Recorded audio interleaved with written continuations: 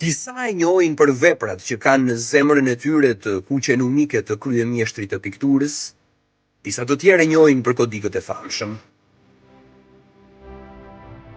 I vendosur në katedralen e Shën Maris në Berat, ky muze mban emrin e ikonografit të pavdekshëm shqiptar, Onufri, i njohur për ngjyrat e gjalla dhe detajet e holla. Brenda mureve plot histori mbart 200 objekte të përzgjedhura nga kishat dhe manastiret e rrethit të Beratit, që datojnë nga shekulli i 14 deri në fillim të shekullit 20. Ikonat e Onufrit dhe piktorëve të tjerë të njohur janë shpirti dhe pasuria e paçmuar e këtij vendi magjepsës.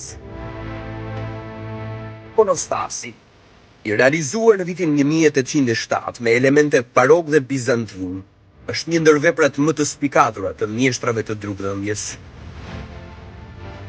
Objektet liturgjike mbajnë firmën e argjendarëve shqiptar ndër shekuj, duke reflektuar traditën e këtij zanati. Në ndyshemen e absidës janë gjetur 2 kodikët e Beratit, një pasuri e paçmuar për historinë shqiptare dhe botërore. Këto janë disa prej veprave MNZ, të cilat tregojnë mjeshtërinë dhe devotshmërinë e artistëve ikonik. Ky muze tërheq mijëra njerëz dhe është një arterie kryesore e turizmit në Kalan e Beratit. Gjatë vitit 2023 numërohet një shifër rekord prej 76.000 vizitorësh.